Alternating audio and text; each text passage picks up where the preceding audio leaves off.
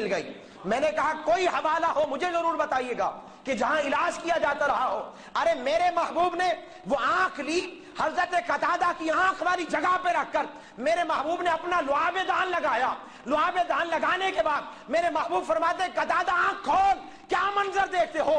حضرت قتادہ فرماتے ہیں خدا کی قسم میں پہلے بھی اسی آنکھ سے دیکھتا تھا, لیکن جب سے محبوب کے لعاب دہن لگے ہیں اس آنکھ کی بینائی اور بڑھ جاتی ہے. یہ کس نے عقیدہ دیا ہمیں؟ بولیے ذرا اونچی آواز سے. میں کسی علاقے کی کسی بستی کی بات تو نہیں کر رہا, کسی دنیا کی بات تو نہیں کر رہا, علماء کی چپلوں کا سلا. میں تو آپ کو بتا رہا ہوں کہ حقیقت کیا ہے, سمجھنے کی کوشش ہے کہ صحابہ کرام نے ہمیں عقیدہ دیا. یہ لعاب دہن کی برکت دیکھیے, آپ تصور بھی نہیں کر سکتے لعاب دہن کی برکتیں کیا ہے. یہ احسان ہے یا نہیں ہے؟ ذرا بولیں. کوئی آنکھ لے کر آئے اور ایک لمحے میں آنکھ درست ہو جائے, بولے احسان ہے یا نہیں ہے؟ جو اس کو احسان مانتے ہیں اونچی آواز سے بتائیں. میرے محبوب تو ہم سب پر احسان ہیں, لیکن میں تو ان کے احسان کی بات کر رہا ہوں. لقد من اللہ علی المؤمنین, تحقیق یقیناً اللہ رب العزت نے مومنین پر احسان فرمایا, تو مومن ہی خوشیاں منائیں گے نا جن پر احسان ہے. میں تو صرف احسان کی بات کر رہا ہوں. اب جملہ سنیے, ایک جملہ سنیے, بخاری شریف کی حدیث ہے. حضرت جابر رضی اللہ تعالیٰ عنہ عرض کرتے ہیں میں نے آقا علیہ السلام کی طرف ایک مرتبہ دیکھا, غزوہ احزاب کے موقع پر آقا علیہ السلام صحابہ کرام کے ساتھ خندق کھود رہے. فرماتے میں نے آقا علیہ السلام کے چہرے کی طرف دیکھا, مجھے ایسا لگا کہ آقا علیہ السلام کئی دن سے بھوکے ہیں, کھانا تناول نہیں فرمایا. فرماتے میں گھر گیا, میں نے اپنی بیوی سے کہا گھر میں کچھ کھانے کو ہے؟ بڑی توجہ والی بات ہے, ذرا توجہ میری طرف رکھیے گا. دل کے کان چاہتا ہوں میں, یہ تو اللہ نے سب کو عطا کیے ہیں, میں دل والا ہوں, دل کے کان چاہتا ہوں.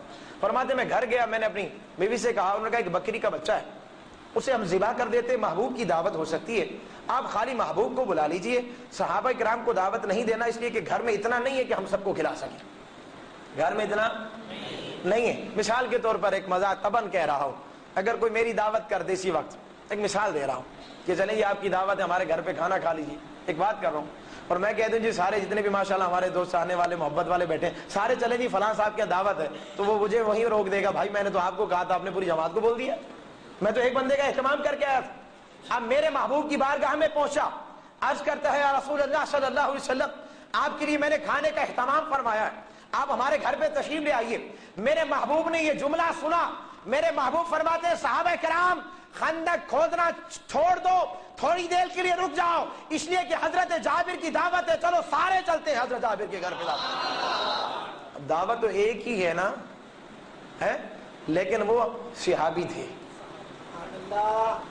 سمجھے نہیں جملے کو, تو جانتے تھے, ان کا عقیدہ تھا جب محبوب نے دعوت دے دی ہے وہ کھلانا بھی جانتے ہیں, وہ کھلانا بھی جانتے ہیں. میرے محبوب نے فرمایا جابر گھبراؤ نہیں, گھر جاؤ اور میرے آنے سے پہلے آٹا جو گوندا ہے روٹیاں نہیں بنانا, اور جو سالن ہے پک رہا ہے اس کو چولہے سے نیچے نہیں رکھنا, میں جب تک نہ آ جاؤں. میرے محبوب پہنچے, آقا علیہ السلام نے اب جملے کی طرف توجہ, اور میں آپ کی سبحان اللہ دیکھنا چاہتا ہوں. میرے آقا علیہ السلام نے اپنا لعاب دہن نکالا, آٹے میں ملا دیا, دوسرا لعاب دہن لیا, سالن میں ملا دیا. فرمایا جتنے صحابہ کرام ہیں جابر ان کو کھانا کھلانا شروع کر دو. حضرت جابر فرماتے ہیں, بخاری شریف اور مشکاۃ شریف کی حدیث ہے, فرماتے ہیں خدا کی قسم 1000 صحابی نے کھانا کھایا, جب سارے کھانا کھا کر چلے گئے میں نے دیکھا سارا کا سارا کھانا ویسا کا ویسا رکھا ہوا. لعاب دہن کی کیا بات کہنی, کیا عظمت ہے. محبوب کے لعاب کی بات نہیں کر سکتے, کہاں پہنچے ہم, کیا عظمت کی بات کی جائے, کیا رفعت کی بات کی جائے, کہاں مقام ہے مصطفیٰ صلی اللہ علیہ وسلم. احسان ہے یا نہیں ہے, احسان ہے یا نہیں ہے, بات سمجھ میں آ گئی. پھر محبت ہونی چاہیے یا نہیں, بولی مجھے بات سے. اب آخری جو بات میں نے کی تھی, چوتھی وجہ وہ کیا تھی, قرب. قریب رہنے سے بھی انسان کو محبت ہوتی ہے. آپ آپس میں یہاں رہتے ہیں, قریب رہتے ہیں, جو قریب کام کرتے ہیں ان میں محبت ہے, قریب رہنے کی وجہ سے. حضرت زید بن حارثہ حضور علیہ السلام کے غلام ہیں, پورا واقعہ تفصیل سے میں اشارہ دے رہا ہوں. حضور علیہ السلام کے غلام ہیں, غلامی میں رہتے تھے. والدین کو پتہ نہیں تھا, والدین کو جب پتہ چلا میرے محبوب کی بارگاہ میں آئے, زید بن حارثہ کئی کام سے گئے ہوئے تھے, ان کے والد اور کہنے لگے, عرض کرنے لگے حضور اگر ہمارا بیٹا جو ہے وہ آپ کی خدمت میں رہتا ہے, اب ہم سے جتنے چاہے پیسے لے لیں, آپ نے خریدا ہے, جتنے چاہے پیسے لے لیں, لیکن ہمارا بیٹا ہمیں واپس کر دیں. بات سمجھ میں آ رہی, ہمارا بیٹا ہمیں واپس کر دیں, جتنے چاہے پیسے لے لیں. میرے محبوب نے مسکراتے ہوئے فرمایا کہ آئے پیسوں کی بات کرنے والے، اگر میں پہاڑ کو ٹھوکر مار دوں تو اللہ اسے سونے میں بدل دے، اللہ اسے سونے میں بدل دے۔ تم پیسوں کی بات کرتے ہو، زید ابھی آنے والے ہیں، ان سے پوچھ لینا اگر وہ تمہارے ساتھ جانا چاہتے تم فری میں لے جاؤ۔ زید بن حارثہ آتے، والد نے کہا زید میں تمہارے گھر والے پریشان ہے، والدہ بیچاری رو رہی ہے، بہن بھائی سارے تڑپ رہے ہیں، تم اتنے عرصے سے یہاں ہو ہمیں خبر نہیں ہے، ہم تمہیں واپس لینے آئے ہیں، اور تمہارے آقا تو بڑے سخی ہیں، کہتے کوئی پیسے کی ضرورت نہیں ہے، فری میں لے جاؤ۔ زید چلو اپنے گھر چلتے ہیں۔ حضرت زید جو جواب دیتے ہیں، قربان جاؤں آپ کے جواب پر، فرماتے ہیں ابا جان میں تو بک چکا ہوں مصطفیٰ کی زلفوں پر، میرا تو سودا ہو چکا ہے مصطفیٰ کی زلفوں پر، میں گھر نہیں جانا چاہتا، میں تو ایک لمحے کے لیے اپنے محبوب کو نہیں چھوڑ سکتا۔ جب یہ جملہ غلام کا سنا، قریب رہتے تھے نا محبت ہوگی، میرے محبوب پہلے غلام کہتے تھے، زید بن حارثہ غلام تھا، اس دن میرے محبوب نے حضرت زید بن حارثہ کا ہاتھ پکڑا اور پکڑ کر خانہ کعبہ کے سامنے لے جاتے ہیں، سب مکہ والوں کے سامنے اعلان فرما دیا کہ لوگوں پہلے یہی زید میرا غلام تھا، آج کے بعد میں نے اسے اپنا بیٹا بنا لیا ہے۔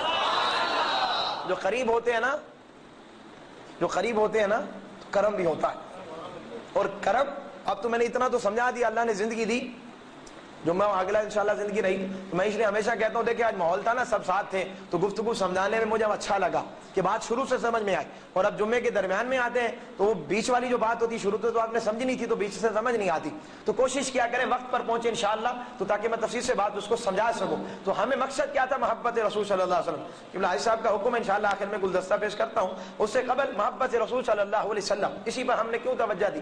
کل بھی اسی پہ خطاب تھا، اس سے پچھلے جمعے بھی اسی پہ خطاب تھا، کیونکہ ہم نے صحابہ کرام سے ایک ہی بات سیکھی ہے کہ محبت رسول ہی سب کچھ ہے، محبت رسول ہی۔ اب یہ چار وجہیں بھی میں نے بتا دی، مثالیں بھی دے دی، اب تو حق بنتا ہے نا محبت کرنے کا، بولیے ذرا، محبت ہونی چاہیے۔ اب بولیں گے آپ، ایک سوال اٹھتا ہے کہ محبت پیدا کیسے ہوگی؟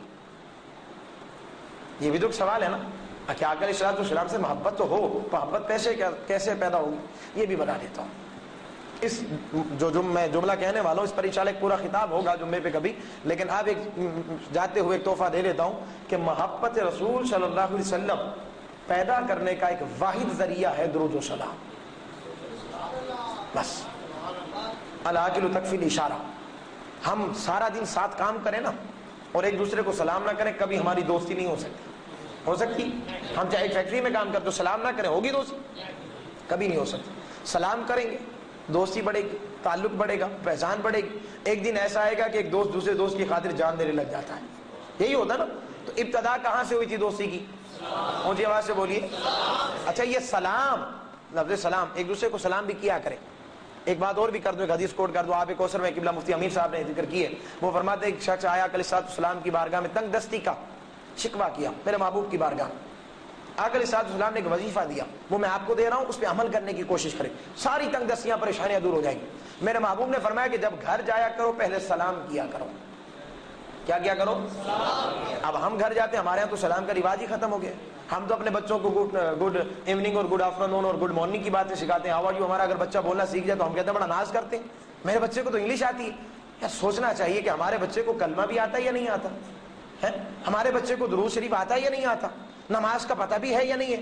ہم نے اپنے بچے کو کبھی کلمہ یاد کرانے کی کوشش کی؟ وہ معصوم بچہ ابھی انگلش یاد کرا کے بڑے خوش ہو رہے ہیں، ماں باپ فخر کرتے ہیں، تو ہمیں سوچنا چاہیے ہم مصطفیٰ کے غلام ہیں اور ہمارا حل کیا ہے۔ تو پہلے جا کر آج سے اپنی عادت بنائیں، وظیفہ دے رہا ہوں میری طرف سے نہیں، میرے محبوب کا فرمان ہے کہ گھر جائیں تو کوئی بھی نہ ہو اگر، لیکن پھر بھی سلام کریں، السلام علیکم ورحمۃ اللہ۔ دیکھیں گھر میں کتنی برکتیں ہوتی ہیں۔ دوسری چیز میرے محبوب نے فرمایا سلام کرنے کے بعد پھر میری ذات پہ درود و سلام بھیجیں، میری ذات پہ، پھر 3 مرتبہ سورۃ اخلاص کی تلاوت کریں، قل هو اللہ احد اللہ الصمد لم یلد ولم یولد ولم یکن لہ کفوا احد۔ یہ سورہ اخلاص، یہ 1-2 منٹ کا وظیفہ ہے، سلام کرنا، محبوب پہ صلاۃ و سلام بھیجنا اور پھر اخلاص پڑھنا۔ وہ شخص جو تنگ دستی کی شکایت کرتا تھا چند دنوں کے بعد آیا، عرض کرتا ہے محبوب اللہ نے مجھے اتنا عطا کر دیا ہے کہ اب میں خیرات کرتا رہتا ہوں۔ اس عمل کرے۔ بات چلی تھی سلام کی، تو سلام کرنا سنت ہے، سلام کرنا، مجھے آواز سے بولی، سلام کرنا سنت ہے، میرے محبوب کا فرمان ہے نا۔ اور جواب دینا کیا ہے؟ ماشاءاللہ آپ کو اتنا علم ہے کہ جواب دینا میرے محبوب کا فرمان ہے۔ اب ایمان سے بتائیے، آج کو میرے ایک جملے کا جواب ضرور دیجیے گا، اب یہ بتائیں کہ سلام کرنا سنت ہے، جواب دینا واجب ہے، ہمیں محبوب نے فرمایا ہے. اب ایمان سے بتاؤ, جب ہم یہاں سے بیٹھ کر غلام جمع ہو کر محبوب کی طرف درود و سلام بھیجیں گے, کیا محبوب ہمیں جواب نہیں دیں گے؟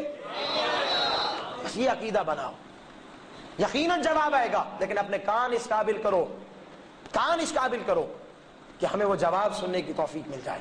اللہ رب العزت ہمیں کثرت سے درود و سلام پڑھنے کی توفیق عطا فرمائے. یہ واحد ذریعہ ہے. آپ روزانہ کثرت سے درود و سلام پڑھنا شروع کریں, پھر مجھے بتائیں نمازوں میں لذت ملتی ہے یا نہیں ملتی, کیفیت محسوس ہوتی ہے نہیں ملتی, سجدے کی لذت ملتی ہے یا نہیں ملتی. جھوٹ سے انسان غیبت کئی برائیوں سے بچ جاتا ہے صرف درود و سلام کی وجہ سے. اس کو اپنا وظیفہ بنائے اور یہی ہمارا مقصد